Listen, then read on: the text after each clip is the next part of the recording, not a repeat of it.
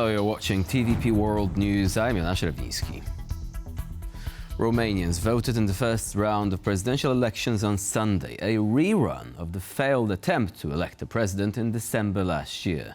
With voter turnout exceeding 50%, the country saw a tight battle between four contenders. Our correspondent in Bucharest, Pavel has the latest. All is clear in Bucharest on Monday morning, with the official vote count in the first round of presidential elections in the country already concluded. And it will be George Simion and Nicu Jordan in the second round of the presidential elections on May the 18th. George Simion, who emerges victorious in the first round after receiving 40% of the votes in the final count. When the exit polls results were revealed, he was given about 30%, but this result did not account for the votes of Romanian diaspora that voted predominantly for Simion. Please listen to what Simion had to say upon learning the results of the exit polls. I will surely remain committed to the one who should rightfully occupy the seat of president, the man in whom millions of you hoped.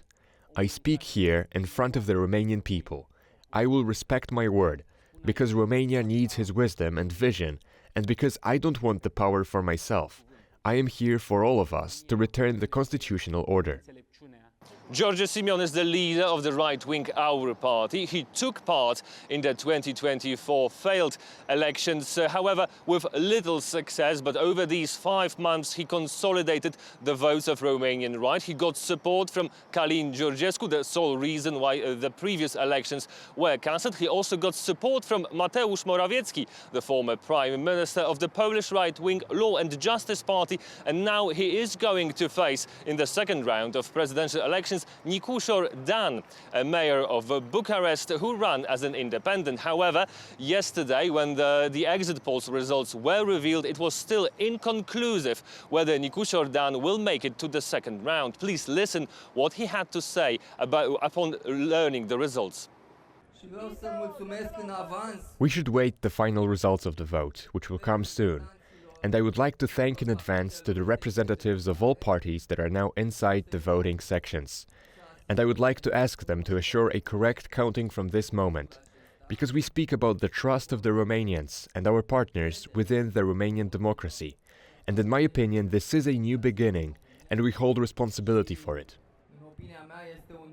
Eventually, Nicu Jordan defeated Crin Antonescu by slim margin, less than 1%. Crin Antonescu, a veteran Romanian politician who returned from his political retirement to run as a candidate backed by the current governing coalition of Social Democrats and Liberals. And this result, Nicu Jordan in the second round beating Antonescu, might be interpreted as a voice of protests of Romanian voters against the current governing coalition. The main question remains now whether Antonescu will support one of the candidates in the presidential runoff and therefore transfer his votes to one of them. From Bucharest, Romania, for TVP World, I'm Pavel Trzaskowski. Moving on now to the latest update on the Ukraine peace process. When asked if he was going to meet Vladimir Putin in Saudi Arabia, US President Donald Trump said he didn't know, although he did say he would be leaving for the country shortly. The American president also claimed that the US delegation had meaningful conversations about Russia and Ukraine during the past few days. I don't know, we haven't thought about it, but we'll be leaving for Saudi Arabia pretty soon. I have not thought about it. We've had some good conversations on Russia and Ukraine over the weekend, over the last few days actually, but we've had some very good conversations on Russia and Ukraine.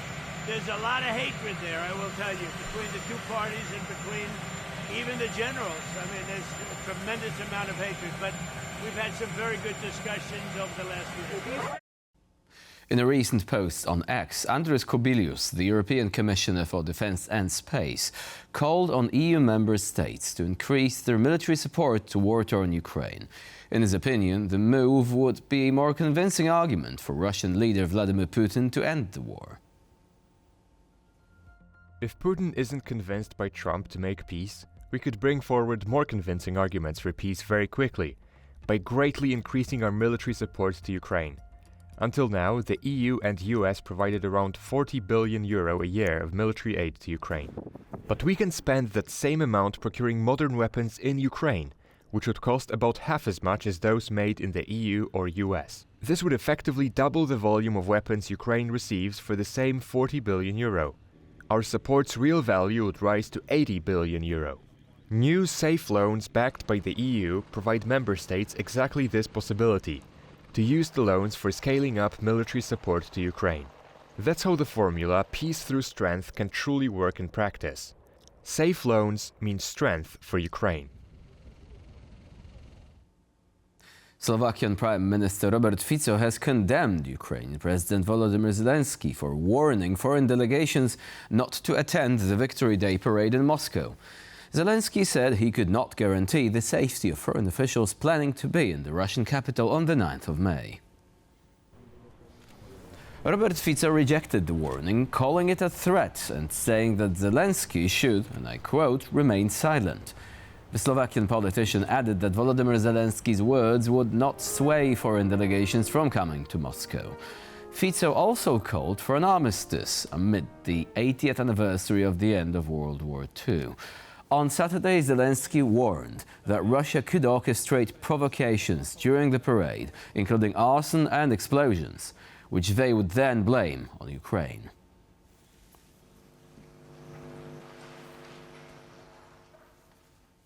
The Czech Republic is considering the delivery of a new tranche of military aid to Ukraine. Ukrainian President Volodymyr Zelenskyy visited Prague, where he met with Czech President Petr Pavel to discuss expanding cooperation between the two countries. The Czech government has been a strong backer of Kiev since the start of the war and has been leading an initiative to supply Ukraine with ammunition that has so far delivered more than 1 million shells. During a joint press conference, President Zelenskyy revealed that he discussed receiving further military aid with his Czech counterpart. We count that this cooperation will be as effective as it was last year. We discussed possible delivery of 1.8 million shells. It is a very good plan. Tomorrow we will hold meetings with Czech defense companies and we are working on more details. Zelenskyy also commented on Russia's unilateral ceasefire announcement, stressing that the number of attacks on Ukraine have increased in recent days. We believe that ceasefire is possible at any moment, even starting today, and should last for at least 30 days to give diplomacy a real chance. In the past days, they have been saying that they want some kind of a ceasefire, but the number of assaults has been the highest in the past months, more than 200 assaults. So we do not believe them. Provocations are possible and peace depends on the Russians, not us. Russian President Vladimir Putin has previously announced a unilateral ceasefire during Easter. However, the Ukrainian Defense Forces accused the Russian side of violating it on dozens of instances. President Volodymyr Zelenskyy says Ukraine is open to a ceasefire, but only if it lasts at least 30 days. That is in contrast to the 3-day truce proposed by the Kremlin. Meanwhile, Russian attacks against Ukraine continued throughout the weekend. Drone strikes hit Kiev on Sunday, injuring 11 people and causing fires in residential areas. A yes to a ceasefire from Ukraine, but one that would pave the way for an ongoing peace, President Volodymyr Zelenskyy said in an evening address on Saturday.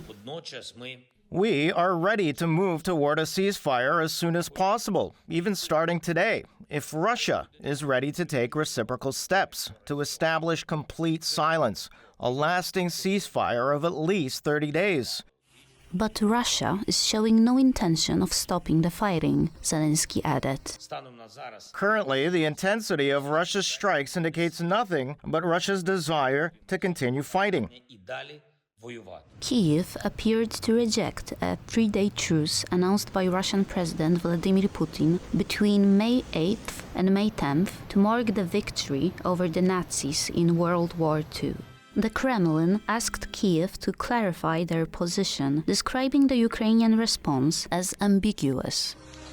Meanwhile, Russian drone strikes targeted Kyiv on Sunday, injuring 11 people. A video released by the State Emergency Service of Ukraine showed the aftermath of the attack as emergency services attended the scene. Zelenskyy took to X on Sunday to comment on the ongoing attacks.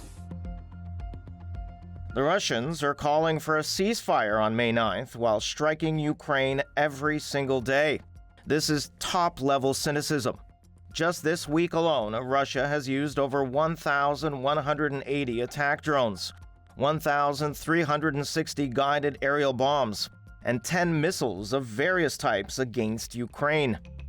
The morning light revealed damage to Ukraine's war-torn capital, and Kyiv residents expressed doubt that Russia would bear any consequences of this destruction as they walked among the ruins. Pretending that they're ready for talks is one thing, but nevertheless, they keep delivering strikes and the war continues. Our boys are dying every day. The Russians are bastards. Calling them bastards is not even enough to describe them. Targeting civilians is just horrible. People were sleeping. Reporting for TVP World, Natalia Oriol. The incoming German Interior Minister is skeptical of banning the far-right Alternative for Germany party, also known as the AfD. Last week, German intelligence classified the AfD as an extremist organization, which once again sparked a discussion whether the party should be banned altogether. Alexander Dobrindt, who is tapped to become Germany's next interior minister, says that an outright ban on the AfD remains unlikely. According to Dobrindt, Alternative for Germany doesn't meet the requirements for a ban. He highlighted that according to the constitutional guidelines, a political party must be working combatively and aggressively against democracy in order to be delegalized. This, Dobrindt said, is not the case with the AfD. He also added that he's convinced that the party does not need to be banned but, quote, should be governed away instead.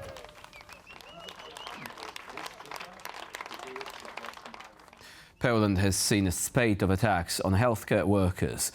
After Tuesday's deadly assault on a Polish doctor, 4 more such incidents took place, 1 against a nurse and 3 against doctors and paramedics. In response to the attacks, medical workers announced they would take to the streets of Warsaw on the 10th of May in a silent protest against violence. After 2 men beat up paramedics on Wednesday, on Thursday a nurse was hit several times by a man she was trying to help.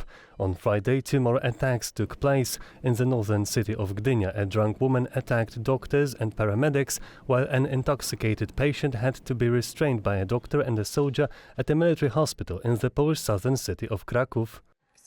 He started arguing with us, did not cooperate, and did not follow instructions. As a result, we had to use force against him. Well, during this time, the man, unfortunately, continued to fight to free himself. While we were waiting for the blood alcohol result, he freed one hand and started setting fire to the sheet. The soldier who intervened got hit in the face. But the most dreadful attack in Poland occurred on Tuesday when a 35-year-old patient stormed the hospital office and stabbed his doctor multiple times. I regret to inform you that one of the doctors of the university hospital today died in the line of duty, as it must be called. He died while performing his duties. He was attacked by a patient without any warning during a visit with another patient. Unfortunately, despite the involvement of a great number of people, as more than 20 people were involved in saving the doctor's life, it was not possible to save him. Following the attack, medical workers said on May the 10th they will travel to Warsaw to hold a protest to stem the tide of attacks. They say this violence is caused by online media hate. I am exposed to this wave of hatred and aggression from patients on a regular basis, but also looking through social media I can see what is going on, how we are perceived, what kind of hate wave is hurled at the medical community, how much hatred there is towards doctors and towards medical staff. Some medical workers also say alcohol is a key factor behind the aggression. Once I had a patient in a life-threatening condition under the influence of alcohol. He was very aggressive and wanted to discharge. His aggression escalated despite numerous attempts to convince him to stay in the hospital. In my opinion, such cases are very, very popular here. At the beginning of the year, Poland faced a flurry of attacks on paramedics. In late January, one paramedic died after he was stabbed by a drunk man he had come to help. Ever since then, paramedics have been equipped with knife-proof vests and have received self-defense training, but many of them are of the opinion that this does not suffice. The aggressor is often someone observing us and attacks when we least expect it, and these self-defense techniques may not always be effective. For TVP World, I'm Piotr Miszczuk. And that's all for now. Thank you for watching, and please stay with us here on TVP World.